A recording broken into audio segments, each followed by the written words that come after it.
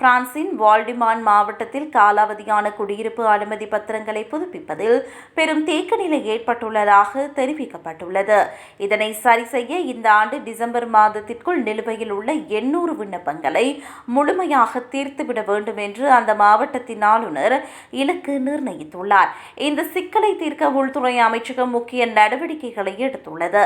நாடு முழுவதும் 500 தற்காலிக பணியாளர்களை நியமிக்க அமைச்சர் உத்தரவிட்டுள்ளார். இதில் வால்டிமான் மாவட்டத்திற்கு மட்டும் 34 கூடுதல் பணியிடங்கள் ஒதுக்கப்பட்டுள்ளன. இந்த பணியாளர்கள் நிலுவையில் உள்ள விண்ணப்பங்களை பரிசீலித்து பணிகளை விரைவுபடுத்த உதவுவார்கள். வால்டிமான் பகுதியில் ஆண்டுக்கு சுமார் 82,000 அனுமதி பத்திரங்கள் வழங்கப்படுகின்றன. கடந்த 3 ஆண்டுகளில் இது 21% அதிகரித்தது. கிரித்தை உள்ளிட்ட சில நகரங்களில் மட்டுமே 2000க்கும் மேற்பட்ட புதுப்பித்தல் விண்ணப்பங்கள் பரிசீலனையில் உள்ளன. கடந்த காலங்களில் ஏற்பட்ட நிர்வாகச் சுமையே இந்த தேக்கத்திற்கு முக்கிய காரணமாக கருதப்படுகிறது. இந்த தாமதங்கள் வெளிநாட்டினர் மத்தியில் பெரும் கவலையை ஏற்படுத்தியுள்ளது.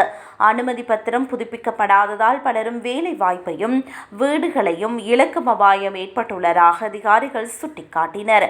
தகுந்த ஆவணங்கள் இல்லை என்றால் அரசு நலத்திட்டங்களை பெறுவதிலும் சிக்கல்கள் ஏற்படுவதாக எச்சரிக்கப்பட்டுள்ளது. எனினும் இந்த சிக்கல்களை ஆளுநர் ஸ்டோஸ்கோஃப் மறுத்துள்ளார். காலாவதியான அனுமதி பத்திரங்களுக்கு பதிலாக அரசு வழங்கும் தற்காலிக சான்றிதழ் 3 மாதங்களுக்கு செல்லுபடியாகும். இதன் மூலம் வேலை வாய்ப்பையோ அல்லது வீட்டு உரிமைகளையோ பாதிக்கப்படாது என்றும் அவர் விளக்கம் அளித்துள்ளார்.